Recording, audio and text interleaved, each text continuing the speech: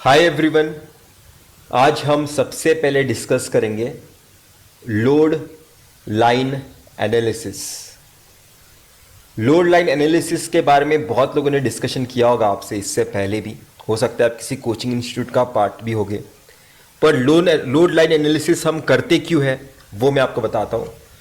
हम resistance RL की value find करना चाहते हैं जो हमें एक प्रॉपर करंट हमें दे जो हम एक्सपेक्ट कर रहे हैं। तो सबसे पहले मैं आपको वो डायग्राम बना के बताता हूँ सर्किट का, फिर हमारी अंडरस्टैंडिंग इंप्रूव होगी। एक डीसी वोल्टेज सोर्स एक आइडियल डायोड से सीरीज में कनेक्शन बनाया हुआ है और उसके सीरीज में मैं एक रेजिस्टेंस आरएल अप्लाई कर रहा हूँ। एक सीरीज में एक रेजिस्टेंस आरएल अप्लाई कर रहा हूँ। तो देखो मैं क्या एक्सपेक्ट कर रहा हूँ कि इस डायोड से करंट आईडी कुछ इस तरह से फ्लो होगा और इस डायोड के अक्रॉस कुछ तो वोल्टेज वीडी ऐसा डेवलप होगा। पर एक प्रॉपर करंट में जो चाहता हूं उसके हिसाब से मुझे कौन सा रेजिस्टेंस आरएल सीरीज में लगाना चाहिए, उसके लिए लोड लाइन एनालिसिस होती है। और वो क्यों होती है मैं आपको बताता हूं। सबसे पहले क्या करने वाला हूं मैं आपको बताता हूं। नेक्स्ट स्टेप, मैं आईडी वर्सेस वीडी प्लॉट करना चाहता हूं। मैं आईडी वर्सेस वीडी प्लॉट करना चाहता हूं। यह है आईडी करंट, यह है वीडी करंट। और अगर मैं इस सर्किट के लिए केवीएल इक्वेशन लगाऊं, इस सर्किट के लिए केवीएल इक्वेशन लगाओ तो इक्वेशन क्या आएगा, V minus VD minus ID times RL equal to 0। ये इक्वेशन सभी को पता है कैसे आया होगा। और करंट आईडी की वैल्यू जब मेरा वोल्टेज वीडी में 0 कंसिडर कर रहा हूं, ठीक है, जब करंट आईडी की वैल्यू क्या होगी जब मैंने वोल्टेज वीडी को 0 कंसिडर किया है। मैंने ये वाले वोल्टेज वीडी को 0 कंसिडर किया इस इक्वेशन में। इस इक्वेशन के हिसाब से करंट आईडी की वैल्यू क्या होगी जब मैंने ये वाला टर्म 0 कंसिडर किया है, क्या होगी, V बाय आरएल। क्या होगी, V बाय आरएल। ठीक है, तो वोल्टेज वीडी इक्वल टू 0 कहां पे है, वोल्टेज वीडी इक्वल टू 0 कहां पे, इस ग्राफ में। ये वाला पर्टिकुलर लाइन बता रहा है कि यहां पे वोल्टेज वीडी इक्वल टू 0 है। तो उस लाइन पे मुझे ये करंट आईडी का प्लॉट करना पड़ेगा। ये वाला पॉइंट मैं एज्यूम कर रहा हूं कि ये वाला पॉइंट होगा V बाय आरएल। ये वाला पॉइंट होगा V बाय आरएल। ठीक है, अब दूसरा इक्वेशन क्या होगा, करंट आईडी को 0 कंसीडर करो और वोल्टेज वीडी की वैल्यू कैलकुलेट करो। करंट आईडी को 0 कंसीडर करो और वीडी की वैल्यू कैलकुलेट करो। वीडी जब मेरा आईडी इक्वल टू 0 है तो क्या होगा, वीडी का वैल्यू V होगा, वोल्टेज वीडी का वैल्यू होगा एग्जैक्टली इक्वल टू V उस इक्वेशन के हिसाब से। तो वो भी मैं यहां पे प्लॉट कर देता हूं, वीडी इक्वल टू V मैंने प्लॉट कर दिया। तो ये पर्टिकुलर 2 पॉइंट्स का इंटरसेक्शन जो लाइन बता रहा है, जो मैंने लाइन अभी प्लॉट किया इस ग्राफ पे, वही लाइन है इस इक्वेशन के लिए। इस इक्वेशन के लिए अगर मुझे लाइन बनाना पड़ता इस ग्राफ पे तो वो यही लाइन होता। तो एक तरीके से मैंने इस इक्वेशन को प्लॉट किया है इस ग्राफ में। अभी और एक चीज इंपॉर्टेंट, आपको पता होगा इस करंट आईडी का और इस वोल्टेज वीडी का आपस में एक एक्सपोनेंशियल रिलेशन है जो मैंने आपको सिखाया था फॉरवर्ड बायसिंग ऑफ डायोड में, जो एक रिलेशन कुछ इस तरीके का है। ठीक है, तो ये वाले प्लॉट का और ये पर्टिकुलर लाइन का जो इंटरसेक्शन पॉइंट है वो बताता है हमें कि इस पर्टिकुलर वो पॉइंट हमें बताता है कि ये कौन सा पॉइंट है, ये पॉइंट है Q पॉइंट। Q पॉइंट हमें क्या बताता है कि इस पर्टिकुलर सर्किट में कितना करंट आप एक्सपेक्ट कर सकते हो, कितना करंट आप एक्सपेक्ट कर सकते हो जब भी आपने एक पर्टिकुलर आरएल की वैल्यू चूज की है। जैसे जैसे आप आरएल की वैल्यू वैरी करोगे, जैसे जैसे आप आरएल की वैल्यू वैरी करोगे, ये पर्टिकुलर पॉइंट ऊपर या फिर नीचे शिफ्ट होगा। उसके हिसाब से ये इंटरसेक्शन इस लाइन पे वैरी करेगा, राइट। ये पॉइंट हो सकता है कि यहां पे इंटरसेक्ट करे, ये पॉइंट हो सकता है कि यहाँ पे इंटरसेक्ट करे। जैसे अगर ये वाला पॉइंट ऊपर शिफ्ट हो जाता है तो ये वाला क्यू पॉइंट भी ऊपर शिफ्ट होगा, और अगर ये वाला V बाय आर एल वाला पॉइंट नीचे शिफ्ट हो जाता है तो ये वाला पर्टिकुलर क्यू पॉइंट भी नीचे शिफ्ट होगा। तो आर एल के हिसाब से, रेजिस्टेंस आर एल के हिसाब से मेरा आई डी क्यू डिसाइड होता है। इस सर्किट में कितना करंट फ्लो होगा ये रेजिस्टेंस आर एल डिसाइड कर रहा है अब, ठीक है, ये रेजिस्टेंस आर एल डिसाइड कर रहा है। और इस वोल्टेज कौन से वोल्टेज पे मिला है, तो वो एक VDQ वोल्टेज होगा, जो सिलिकॉन डायोड के टर्म्स में ज़्यादातर 0.7 के आसपास होता है। 0.65, 0.75, 0.7, कुछ भी उसके 0.7 के पास हो सकता है, ठीक है। तो इसी को हम कहते हैं लोड लाइन एनालिसिस। हमें लोड लाइन एनालिसिस में हम करते क्या है, हमें पर्टिकुलर करंट चाहिए होता है, हमें पर्टिकुलर करंट चाहिए होता है, तो उसके हिसाब से कौन सा रेजिस्टेंस RL लगाना चाहिए, ठीक है, ये हमें लोड लाइन एनालिसिस बताती है, ठीक है। और ये जो क्यू पॉइंट मिला है वो अप्रोप्रिएट है कि नहीं, वो भी हम अपने सर्किट में चेक कर सकते हैं लोड लाइन एनालिसिस के हिसाब से, लोड लाइन एनालिसिस के हिसाब से, ठीक है। इन शॉर्ट ये डीसी एनालिसिस ही है। आप देख सकते हो यहाँ पे वोल्टेज कनेक्ट किया गया है जो डीसी सोर्स है, तो यहाँ पे हम डीसी एनालिसिस ही कर रहे हैं। पर अभी मैं क्या करूंगा, इस डीसी में स्मॉल एसी ऐड करूंगा। कितना स्मॉल होगा वो मैं आपको बताऊंगा। तो डीसी में एसी ऐड करोगे, यहां पे भी एसी ऐड होगा, इस करंट में भी एसी ऐड होगा। क्या रेजिस्टेंस में एसी ऐड होगा? नहीं, रेजिस्टेंस एक कांस्टेंट वैल्यू होती है, उसमें कोई एसी टर्म ऐड नहीं होगा। यहां पे कुछ ऐड करोगे, वोल्टेज वीडी में भी कुछ ऐड होगा, करंट आईडी में भी कुछ ऐड होगा, वो मैं आपको नेक्स्ट लेक्चर में बताता हूं। यह है रेजिस्टेंस RL और यह है करंट ID और यह है इसके अक्रॉस होने वाला वोल्टेज VD और यह है voltage source, DC voltage source V। अभी मैंने आपको क्या बताया, इसमें मैं एक स्मॉल सिग्नल ऐड करने वाला हूं, AC सिग्नल ऐड करने वाला हूं। कितना स्मॉल होगा वो मैं आपको बताऊंगा। और यहां पे मैं एक स्मॉल सिग्नल ऐड करने के कारण इस वोल्टेज जो अक्रॉस डायोड अपीयर हुआ है वहां पे भी स्मॉल सिग्नल ऐड होगा, स्मॉल डेल्टा VD। और इस करंट में भी स्मॉल सिग्नल कुछ तो ऐड होगा, small I times D, times D नहीं, ठीक है, ID, स्मॉल ID। तो एक तरीके से मैं AC एनालिसिस अभी कर रहा हूं।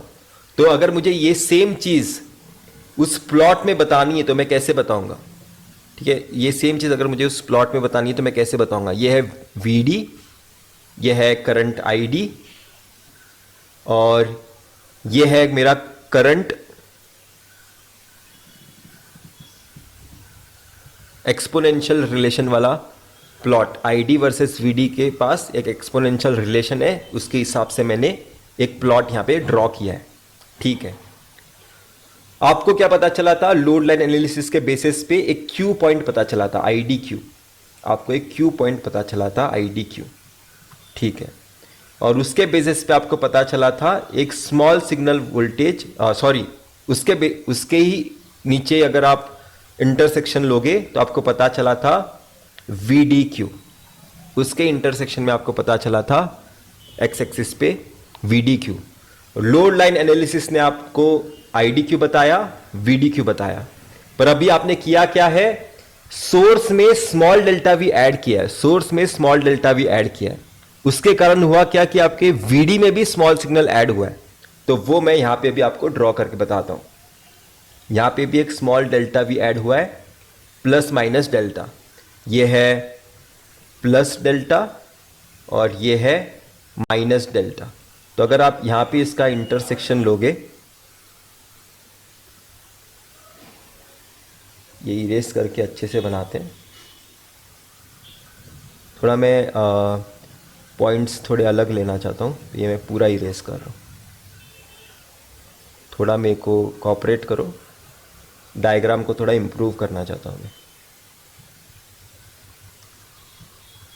मैं क्या कर रहा हूँ, ID वाला पॉइंट थोड़ा नीचे ले रहा हूँ। ये है IDQ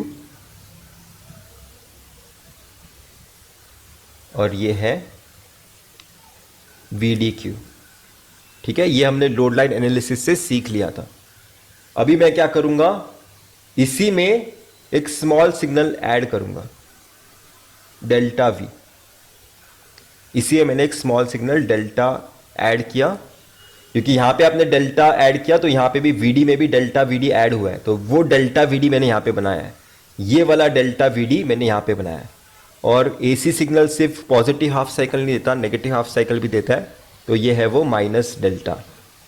तो अगर आप इसे देखोगे तो आप इसे ऐसा इमेजिन कर सकते हो, पहले डीसी वोल्टेज वीडी क्यू आपने कंसिडर किया था लोड लाइन एनालिसिस में, पर अभी हुआ क्या है कि वो डीसी के साथ साथ आपने एक एसी टर्म भी ऐड किया है।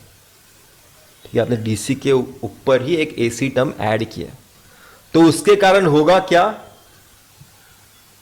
उसके कारण होगा क्या कि आपके करंट में भी, कि आपके करंट में भी एक एसी टर्म ऐड हुआ है, आपके करंट में भी एक एसी टर्म ऐड हुआ है। तो उसे मैं यहां पे प्लॉट करके बता रहा हूं।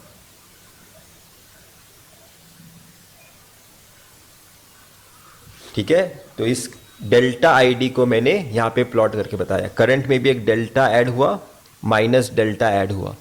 तो इस तरह से आप देख सकते हो मैंने स्मॉल सिग्नल एनालिसिस कर रहा हूं। पर यहां पे एक इंपॉर्टेंट पॉइंट क्या है, यहां पे एक इंपॉर्टेंट पॉइंट है, अगर आप यहां से लेकर यहां तक देखोगे ना, यहां से लेकर यहां तक देखोगे तो ये एक्चुअल में एक बहुत ही छोटे से हिस्से में होगा। यहां पे मैंने जूम आउट किया एक तरीके से ताकि आपको मैं समझा सकूं कि मैंने वोल्टेज में डीसी टर्म ऐड किया है तो करंट में भी एक डीसी टर्म ऐड हुआ है, तो मैं विजुअलाइज कराने के लिए थोड़ा बड़ा डायग्राम बनाया हूं, पर ये एक्चुअल में एक बहुत ही छोटे से हिस्से में होगा। तो ये जो लाइन है ना यहाँ पे, ये जो कर्व है यहाँ पे, वो बहुत ही छोटे से हिस्से में जब होगा तो एक लाइन की तरह ही आपको दिखाई देगा, तो वो एक लाइन की तरह ही आपको दिखाई देगा। तो एक आप इसे इस तरह से देख सकते हो कि आपके करंट आईडी वर्सेस वीडी में एक तरीके से लीनियर रिलेशन आपको दिखाई देगा। ठीक है, मैं क्या बोल रहा हूं, ये वाला पर्टिकुलर जो कर्व है, एक्चुअल में ये कर्व है, एक्सपोनेंशियल कर्व है, पर ये आपका जो ये आपने एसी टर्म ऐड किया है ना, मैं स्मॉल सिग्नल क्यों बोल रहा हूं, क्योंकि आपको जो ये डेल्टा ऐड किया है वो बहुत ही छोटा सा ऐड किया है, और माइनस डेल्टा भी जो ऐड किया है वो बहुत ही छोटा सा है, तो ये बहुत ही स्मॉल एसी सिग्नल है, तो उसके कारण ये भी एक स्मॉल ही होगा। करंट में भी जो एसी टर्म ऐड हुआ है वो स्मॉल ही ऐड हुआ है। ये तो मैंने आपको एक्सप्लेनेशन के लिए थोड़ा बड़ा बना के दिखाया है, तो ये बहुत ही छोटे से हिस्से में दिखाई देगा, 2 पॉइंट्स, तो एक तरीके से वो लीनियर दिखाई देगा। तो इस वजह से आप इस सर्किट को स्मॉल सिग्नल में, आप इस सर्किट को स्मॉल सिग्नल में करते क्या हो, जब भी आप स्मॉल सिग्नल अप्लाई करते हो, स्मॉल सिग्नल एज इनपुट, तब आप एज्यूम करते हो कि आईडी वर्सेस वीडी एक लीनियर रिलेशनशिप है, एक लीनियर रिलेशनशिप रखता है। ठीक है, आईडी वर्सेस वीडी एक लीनियर रिलेशनशिप रखता है। इसके वजह से होगा क्या, इसके वजह से बेनिफिट क्या मिलेगा, देखो उसके वजह से बेनिफिट क्या मिलेगा। ये एक डीसी वोल्टेज सोर्स V है और ये एक AC voltage source small delta V है, तो एक तरीके से मेरा डीसी वोल्टेज मैंने अप्लाई किया है प्लस एसी वोल्टेज मैंने अप्लाई किया है एक साथ। मेरा इनपुट 2 वोल्टेजेस का कॉम्बिनेशन है, एक डीसी वोल्टेज का, एक एसी वोल्टेज का, पर मेरा सर्किट लीनियर की तरह बिहेव कर रहा है, मेरा आईडी वर्सेस वीडी एक लीनियर रिलेशनशिप वहां पे दिखा रहा है। उस वजह से होगा क्या कि मैं डीसी एनालिसिस सेपरेट कर पाऊंगा, मैं एसी एनालिसिस सेपरेट कर पाऊंगा। तो ये मैं आपको नेक्स्ट स्लाइड में बता रहा हूं मैं क्या बता रहा हूं। जब भी इन डिटेल डिस्कस करते हैं ना, थोड़ा डिफिकल्ट हो जाता है एक्सप्लेन करना। तो ये डीसी वोल्टेज सोर्स आप समझ सकते हो और ये एक एसी वोल्टेज सोर्स आप समझ सकते हो, और यहां पे आपका डायोड है D, और ये आपका है रेजिस्टेंस RL।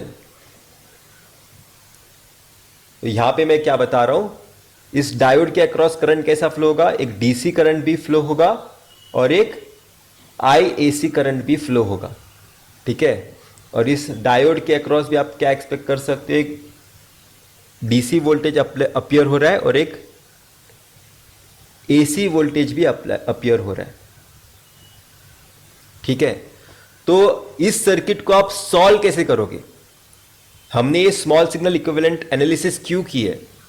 हमने इसलिए की कि हमें पता करना था कि मेरा ID वर्सेस VD, यदि मैं स्मॉल सिग्नल अप्लाई करूंगा तो क्या वो किस तरह का रिलेशन बताएगा। तो हमने ऑब्जर्व किया कि वो एक लीनियर रिलेशन बता रहा है, वो एक स्ट्रेट लाइन की तरह मुझे दिखाई दे रहा है, एक स्ट्रेट लाइन की तरह। तो इस वजह से होगा क्या कि आप यहां पे एक सुपरपोजिशन थ्योरम अप्लाई कर पाओगे। सुपरपोजिशन थ्योरम, सुपरपोजिशन थ्योरम होता क्या है? सुपरपोजिशन थ्योरम में आप अगर दो वोल्टेज सोर्स है, ये एक वोल्टेज सोर्स है, ये दो वोल्टेज सोर्स है, तो एक टाइम पे सिर्फ एक ही वोल्टेज को लगाने का और दूसरे वोल्टेज को न्यूट्रलाइज करने का। तो यहां पे मैं डीसी एनालिसिस सेपरेट कर पाऊंगा, डीसी एनालिसिस सेपरेट कर पाऊंगा और मैं अपनी एसी एनालिसिस सेपरेट कर पाऊंगा। क्यों? क्योंकि मेरा सर्किट लीनियर रिलेशन दे रहा है ID versus VD. ID versus VD में मेरा सर्किट लीनियर रिलेशन दे रहा है। तो डीसी एनालिसिस में क्या करूंगा, मैं सिर्फ वीडीसी कंसीडर करूंगा और इस डायोड को मैं 0.7 से रिप्लेस करूंगा और यहां पे रेजिस्टेंस आरएल लगाऊंगा और यहां पे मैं करंट आईडीसी कैलकुलेट करूंगा। तो यह है डीसी एनालिसिस को सॉल्व करने का तरीका। डायोड को एक प्रैक्टिकल डीसी वोल्टेज 0.7 से रिप्लेस कर देते हैं। यह मैंने पहले भी लेक्चर्स में सिखाया है। पहले भी जितने भी क्वेश्चंस थे उसमें डीसी वोल्टेज सोर्स था, तब मैं डायोड को 0.7 वोल्टेज से रिप्लेस करता था। यह मैंने चीज पहले भी सिखाई है।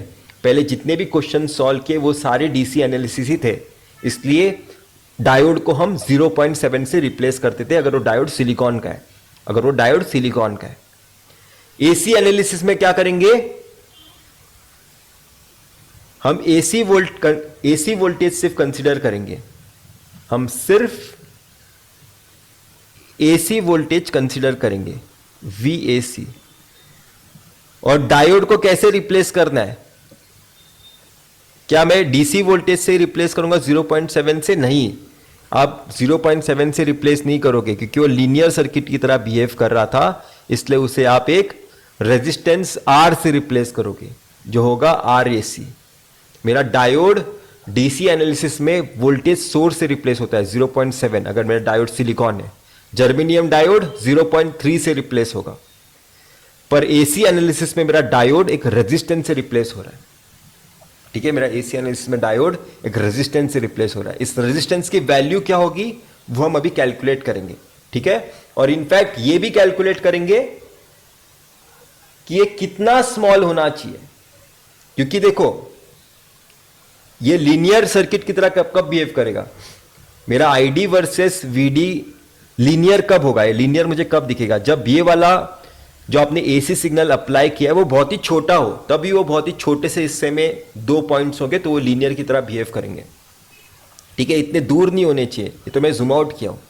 एक्चुअल में एसी सिग्नल आपको बहुत ही छोटा अप्लाई करना है, जिस वजह से दो पॉइंट्स बहुत ही पास पास हो गए तो एक स्ट्रेट लाइन की तरह वो दिखाई देंगे। तो वो स्ट्रेट लाइन की तरह दिखाई देने के लिए एसी सिग्नल को स्मॉल होना जरूरी है। तो कितना स्मॉल होना जरूरी है, कितना स्मॉल होना जरूरी है वो हम अभी फाइंड आउट करेंगे, ठीक है। अभी मैं आपको वो एनालिसिस करके बताता हूं। तो करंट आईडी का इक्वेशन लिखो, ID is equal to I naught e power VD by VT minus I naught. ठीक है, ये इक्वेशन है करंट आईडी का जो आपको पता होना चाहिए। ये आई नॉट माइक्रो एम्पियर्स में होगा तो इसे नलीफाई करके 0 समझ सकते हो, और ID approximately equal to I naught e power VD by VT समझ सकते हो, ठीक है। ये था अभी तक हमने जो भी डीसी एनालिसिस में सीखा था, ये हमने डीसी एनालिसिस में अभी तक सीखा था। डीसी एनालिसिस ये इक्वेशन जो आया है वो डीसी एनालिसिस के थ्रू आया है, ठीक है। अभी मैं क्या कर रहा हूं, इसमें एसी वोल्टेज ऐड करूंगा। मैंने यहां पे अभी मैं क्या करूंगा, ये एक एसी वोल्टेज ऐड करूंगा। तो उस वजह से होगा क्या, मेरे करंट में एक एसी टर्म ऐड होगा, मेरे वीडी में एक एसी टर्म ऐड होगा, मेरे वीडी में भी एक एसी टर्म ऐड होगा। तो मैं आईडी को कैसे रिप्लेस करूंगा, आईडी प्लस स्मॉल आईडी, और वीडी को मैं कैसे रिप्लेस करूंगा, वीडी प्लस स्मॉल वीडी। मैं डेल्टा कभी लिख रहा हूं कभी नहीं लिख रहा हूं, उससे कोई फर्क नहीं पड़ता, अंडरस्टैंडिंग इंपॉर्टेंट है। ठीक है, जैसे आप देख सकते हो यहां पे मैंने कोई डेल्टा टर्म ऐड नहीं किया है, और यहां पे भी मैंने कोई डेल्टा टर्म ऐड नहीं किया है, पर यहां पे मैंने डेल्टा टर्म ऐड किया था। ये तीनों ही चीज सेम है, कोई डिफरेंस नहीं है। ये डेल्टा ऐड करूं उससे कोई फर्क नहीं पड़ता। वो डेल्टा क्या बता रहा है कि स्मॉल स्मॉल चेंजेस करने, स्मॉल वोल्टेज लगाना है। अभी क्योंकि हम वो डिफाइन करने वाले हैं, इसलिए मैंने वो डेल्टा लिखने का जरूरत नहीं समझा। वो तीनों चीजें सेम ही है। ठीक है, तो ये क्या मैं कर रहा हूं, एसी एनालिसिस कर रहा हूं। इसे इरेज करता हूं सबसे पहले। ये क्या मैं कर रहा हूं, एसी एनालिसिस कर रहा हूं। ठीक है, तो आईडी को रिप्लेस करो आईडी प्लस स्मॉल आईडी से। और आपको ये पता होना चाहिए ये आईडी कहाँ रिप्लेस कर रहा हूँ, इसमें, और ये वीडी कहाँ रिप्लेस करूंगा, इसमें। ठीक है, क्या मैं आई नॉट को भी स्मॉल आई नॉट ऐड करने की जरूरत है, आपको पता होना चाहिए स्मॉल आई नॉट कैसे आया है, इसलिए मैंने वो पूरा एक्सप्लेनेशन किया था, forward biasing of diode, reverse biasing of diode. ये आई नॉट आया था माइनॉरिटी करंट के कारण। ये आई नॉट क्या है, माइनॉरिटी करंट। और माइनॉरिटी करंट किस पे डिपेंडेंट होते हैं, टेम्परेचर पे डिपेंडेंट होते हैं। तो आप वोल्टेज में एसी ऐड करो, डीसी ऐड करो, कुछ भी ऐड करो, मेरा आई नॉट चेंज नहीं हो सकता। मेरा आई नॉट टेम्परेचर पे डिपेंडेंट है, तो मैं आई नॉट को फिक्स रख रहा हूं। बहुत ही इंपॉर्टेंट चीज बता रहा हूं, मेरा ये I naught temperature dependent quantity है, वोल्टेज में चेंजेस से वो कुछ चेंज नहीं हो सकता। ठीक है, exponential VD plus small VD by VT. और ये वीटी तो आपको पता ही होगा, ये थर्मल वोल्टेज है, जो खुद बता रहा है वो टेम्परेचर पे डिपेंडेंट है, वोल्टेज पे डिपेंडेंट नहीं है। इस इक्वेशन, इस पर्टिकुलर टर्म को स्प्लिट करो, इस पर्टिकुलर टर्म को स्प्लिट करो, VD by VT E power small VD, ये क्या लिख दिया मैंने, स्मॉल वीडी बाय वीटी। यह है आई नॉट, यह है आई D plus small I D. तो देखो, अगर मैं आपको बताऊं ये वाला इक्वेशन ई पावर एक्स को आप 1 प्लस एक्स लिख सकते हो, ई पावर एक्स को आप 1 प्लस एक्स लिख सकते हो। कभी आपने मैथमेटिक्स में ये चीज़ पढ़ा होगा, न्यूमेरिकल मेथड्स में मेरे हिसाब से 1 प्लस एक्स लिख सकते हो अगर आपका x is very less than 1। अगर आपका x बहुत ही छोटा है 1 से, तो ई पावर x को आप 1 प्लस एक्स लिख सकते हो। तो वही कंडीशन में मैं इस पर्टिकुलर चीज को एज ए x एज्यूम कर रहा हूं, इसको मैं x एज्यूम कर रहा हूं। तो मैं क्या लिखूंगा, if small VD by VT is very very less than 1, तब मैं इस इक्वेशन को कैसे लिख सकता हूं, I D plus small I D I naught e power V D by V T into 1 plus small V D by V T. मैंने उस पर्टिकुलर टर्म को 1 प्लस एक्स से रिप्लेस कर दिया। ये थोड़ा ब्रैकेट अच्छे से बनाते हैं।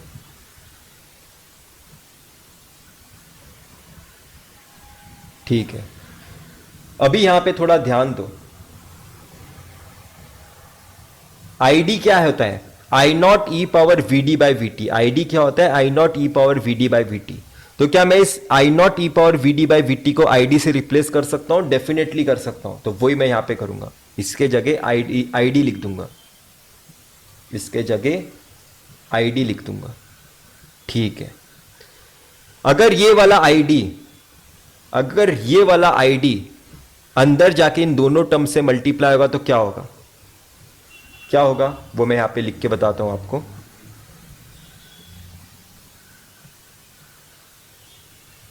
यहां पे आईडी आ जाएगा और यहां पे आईडी से ये भी मल्टीप्लाई हो जाएगा। तो एक तरीके से आप देख सकते हो, ये इक्वल टू थोड़ा पास लेके जाते हैं, आईडी प्लस स्मॉल आईडी। तो एक तरीके से आप देख सकते हो इस इक्वेशन में आप ये टर्म कैंसिल कर सकते हो और आपको बचेगा क्या, इक्वेशन में बचेगा small ID is equal to small V D by V T into I D, ठीक है, इंटू आई डी। अगर आप small V D by small I D लिखोगे, small V D by small I D, ठीक है, small V D by small I D, तो ये क्या आएगा, V T by I D, V T by I D. तो ये particular आपने इक्वेशन इस एनालिसिस से निकाला है, ये पर्टिकुलर इक्वेशन आपने इस एनालिसिस से निकाला है। पर यहां पे आपको कुछ चीजें बताना चाहता हूं, ये जो आईडी है, ये आईडी करंट कहां पे देखा था आपने, आईडी करंट मैंने यहां पे देखा था। और ये आईडी करंट कैसे मिलता है, डीसी एनालिसिस से मिलता है, ये आईडी करंट डीसी एनालिसिस से मिलता है। तो मैं क्या यहां पे लिख सकता हूं, आई डीसी, जो डिनोट करेगा कि अगर आप ये डिनोट करेगा कि ये small VD by small ID निकालना चाहते हो तो सबसे पहले आपको डीसी एनालिसिस का आईडी करंट चाहिए, आपको डीसी एनालिसिस का आईडी करंट चाहिए। और ये small VD by small ID क्या है, small VD by small ID क्या है, यहां पे देखो, यहां पे तो वो स्मॉल वीडी अपीयर होगा और यहां पे से तो वो स्मॉल आईडी करंट पास होगा। तो एक्चुअल में small VD by small ID है आपका आरएसी रेजिस्टेंस। और आरएसी रेजिस्टेंस आपने कितना कैलकुलेट किया इस एनालिसिस से, वीटी बाय आईडी आपने कैलकुलेट किया, VT by ID, VT by IDC. तो यहां पे कुछ चीजें इंपॉर्टेंट है बतानी, वो मैं आपको बताना चाहता हूं। अगर आप एसी एनालिसिस करना चाहते हो तो आपको आरएसी रेजिस्टेंस की जरूरत पड़ेगी। और आरएसी रेजिस्टेंस आपने क्या देखा, thermal voltage by DC current है। तो एसी एनालिसिस तब तक नहीं हो सकता जब तक आपके पास डीसी करंट की वैल्यू ना हो, आईडीसी की। और डीसी करंट आपको कैसे मिलता है, एसी एनालिसिस से मिलता है, क्योंकि एसी एनालिसिस में आप आईडीसी कैलकुलेट करते हो। इस डीसी एनालिसिस में जो करंट मिलता है वो होता है आईडीसी, डीसी एनालिसिस में जो करंट मिलता है वो होता है आईडीसी। और आईडीसी ही यूज होता है एसी रेजिस्टेंस को कैलकुलेट करने के लिए, आरएसी को कैलकुलेट करने के लिए। मतलब हमेशा मुझे डीसी एनालिसिस पहले करना होगा, उसके बाद ही मैं एसी एनालिसिस कर सकता हूं। Without doing DC analysis I can not perform AC analysis. बहुत ही इंपॉर्टेंट चीज बता रहा हूं। तो हमने एक कंक्लूजन निकाला कि सबसे पहले मुझे डीसी एनालिसिस करना है, जो ऐसे करोगे परफॉर्म, और उसके बाद आपको एसी एनालिसिस करना है। डायरेक्टली आप एसी एनालिसिस नहीं कर सकते, आप तभी डायरेक्टली एसी एनालिसिस कर सकते हो अगर क्वेश्चन पेपर में डायरेक्टली आईडीसी दिया हो। अगर आईडीसी दिया हुआ है क्वेश्चन पेपर में ही, तब एसी एनालिसिस डायरेक्टली कर सकते हो। और एक चीज इंपॉर्टेंट है, मैंने आपको पूछा था कितना छोटा होना चाहिए मेरा एसी सिग्नल, कितना छोटा होना चाहिए मेरा एसी सिग्नल, ताकि यहां पे मैं लीनियर रिलेशन देख सकूं, ये स्ट्रेट लाइन की तरह मुझे दिखाई दे सके। तो कितना छोटा होना चाहिए मेरा एसी सिग्नल, वो आपने यहां पे लिखा हुआ है, देखो वो यहां पे आपने लिखा हुआ है। तो देखो मैं आपको बताता हूं, अगर आप इसे थोड़ा सिंप्लीफाई करोगे तो VD should be very very less than 1, VD should be very very less than 1। तो एक्चुअल में आपने कैलकुलेट क्या किया, मैं वापस यही रिलेशन पीछे स्लाइड में लिखता हूं, यही रिलेशन पीछे स्लाइड में लिखता हूं। थर्ड चीज, VD should be very very less then, actual में वेरी वेरी लेस देन, रुको एक minute, very very less then VT होना चाहिए यहाँ पे, ये 1 नहीं, very very less then VT, क्योंकि ये VT तो यहाँ पे आके मल्टीप्लाई होगा, ठीक है, very very less then VT, VD should be very very less then VT, मतलब मैंने एक्चुअल में आपको क्वेश्चन क्या पूछा था कि कितना छोटा AC सिग्नल आपको लगाना है, पर वो डायरेक्टली आप कैलकुलेट नहीं कर सकते मेरे दोस्त, वो डायरेक्टली आप कैलकुलेट नहीं कर सकते, आपको कितना छोटा इस डायोड के अक्रॉस AC सिग्नल होना चाहिए वो आपको मैं बता सकता हूं, इस डायोड के अक्रॉस कितना छोटा AC सिग्नल होना चाहिए वो मैं आपको बता सकता हूं कि डायोड के अक्रॉस थर्मल वोल्टेज से कम AC सिग्नल मुझे अप्लाई करना है, कम वोल्टेज वाला AC सिग्नल मुझे अप्लाई करना है, डायोड के अक्रॉस जो AC सिग्नल आएगा उसका थर्मल वोल्टेज से एम्पलीट्यूड छोटा होना चाहिए, थर्मल वोल्टेज से एम्पलीट्यूड छोटा होना चाहिए, तो यहाँ पे जो AC सिग्नल होगा वो थर्मल वोल्टेज से एम्पलीट्यूड छोटा वाला सिग्नल होना चाहिए, ये हमने कंक्लूड किया है। इस पर्टिकुलर लेक्चर में क्या इंपॉर्टेंट है, DC एनालिसिस पहले होगा, फिर ही AC एनालिसिस होगा, DC एनालिसिस के बिना AC एनालिसिस हो ही नहीं सकता। तो इस तरह से हमने लेक्चर में सीखा है AC एनालिसिस, DC एनालिसिस, और हम फिर मिलते हैं नेक्स्ट वीडियो में नेक्स्ट लेक्चर के साथ। बाय।